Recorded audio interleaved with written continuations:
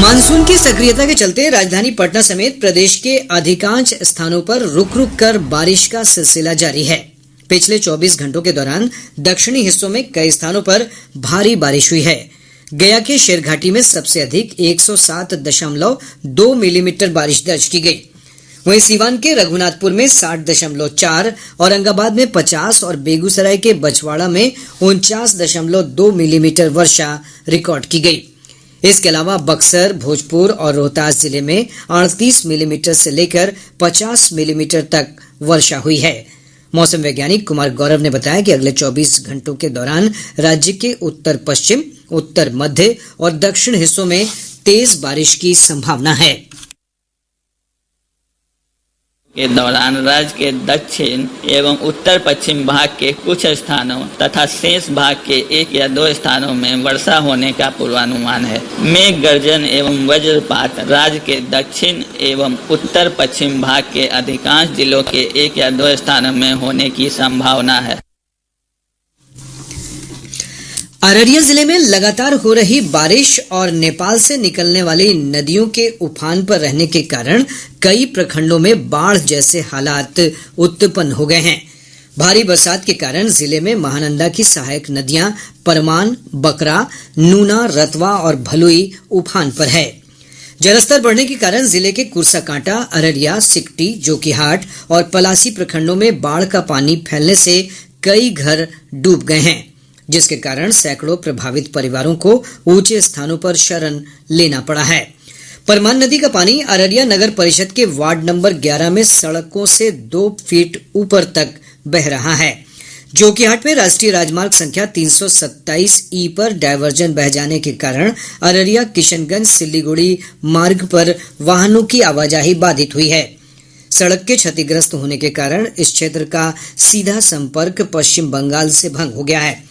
इधर सिकटी प्रखंड में पिपरा अररिया तटबंध के टूटने से कई गांवों में बाढ़ का पानी फैल गया है। जिले के मदनपुर स्थित भगवान शिव का मदनेश्वर धाम मंदिर डूब गया है।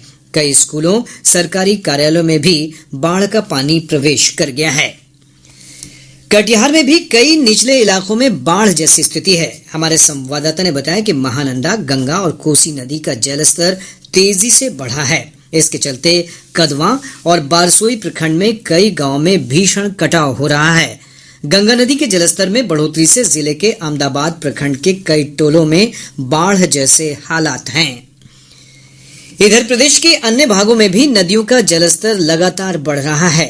केंद्रीय जल आयोग से मिली जानकारी के अनुसार गंगा नदी का जलस्तर पटना के दीघा घाट, गांधी घाट, हाथीदह और मुंगेर, भागलपुर समेत विभिन्न स्थानों पर लगातार बढ़ रहा है, जबकि बक्सर में नदी का जलस्तर स्थिर बना हुआ है। सोन नदी का जलस्तर रोहतास के इंद्रपुरी और पटना के मनेर में खतरे के निशान के करीब पहुंच गया है। घाघरा नदी का जलस्तर सीवान के दरौली और गंगपुर सिसवन में लाल निशान के पास पहुंच गया है। गंडक नदी गोपालगंज के डुमरिया घाट में चेतावनी के स्तर को पार कर गई है।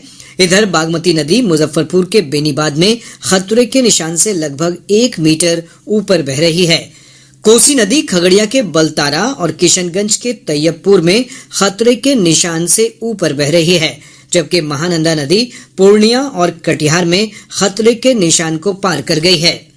विधानसभा मार्च के दौरान पटना के डाकबंगला चौराहे पर हुए लाठी चार्ज में घायल भाजपा सांसद जनार्दन सिंह सिग्रीवाल ने कोतवाली थाने में शिकायत दर्ज कराई है। इस संबंध में घायल सांसद की ओर से कोतवाली थाने में आवेदन देकर मुख्यमंत्री, उप मुख्यमंत्री, पटना के जिलाधिकारी समेत अन्य अधिकारियों के खिलाफ FIR दर्ज किए जाने की मांग की गई है। कोतवाली थाना पुलिस ने आवेदन स्वीकार कर लिया है। FIR दर्ज किए जाने के बारे में अभी कोई सूचना नहीं है। इधर राज्यपाल राजेंद्र विश्वनाथ आर्लेकर ने घायल सांसद से दूरभाष पर बातचीत की और उनका हालचाल जाना। इधर विधानसभा मार्च के दौरान दिवंगत भाजपा नेता विजय कुमार सिंह के परिजनों को आज पार्टी की ओर से 15 लाख रुपए का चेक सौंपा गया। पार्टी के प्रदेश अध्यक्ष सम्राट चौधरी और नेता प्रतिपक्ष विजय कुमार सिन्हा ने जहानाबाद में उनके परिजनों को मदद का चेक सौंपा। इस अवसर पर भाजपा प्रदेश अध्यक्ष ने कहा कि पार्टी आगे भी उनके परिजनों की पूरी मदद करेगी। समस्तीपुर के सांसद और आलोजपा के प्रदेश अध्यक्ष प्रिंस राज ने कहा है कि 18 जुलाई को कांग्रेस, राजद, जदयू और अन्य दलों की होने वाली विपक्षी एकता बैठक एक नाटक है। श्री राज ने आज समस्तीपुर में संवाददाताओं से बातचीत करते हुए कहा कि ये बैठक भ्रष्टाचार को बढ़ावा देने वाले दलों का जमावड़ा है।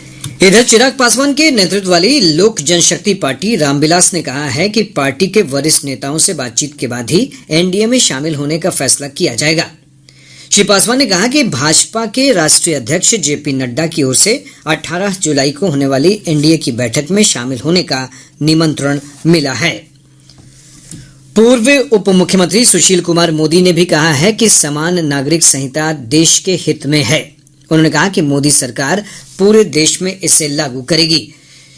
श्री मोदी समान नागरिक संहिता पर संसदीय समिति के अध्यक्ष भी हैं। वहीं भाजपा के वरिष्ठ नेता और पूर्व विधानसभा अध्यक्ष विजय कुमार सिन्हा ने कहा कि समान नागरिक संहिता वर्तमान समय में देश की जरूरत है। उन्होंने कहा कि इससे मुस्लिम तुष्टीकरण की राजनीति समाप्त होगी। बिहार लोक सेवा आयोग बीपीएससी द्वारा आयोजित शिक्षक नियुक्ति प्रतियोगिता परीक्षा के लिए ऑनलाइन आवेदन की तिथि 15 जुलाई से बढ़ाकर 19 जुलाई कर दी गई है। बीपीएससी से प्राप्त जानकारी के अनुसार अभ्यर्थी विलंब शुल्क के साथ 20 से 22 जुलाई तक ऑनलाइन आवेदन कर सकते हैं। आयोग ने कहा है कि तिथि अब आगे नहीं बढ़ाई जाएगी।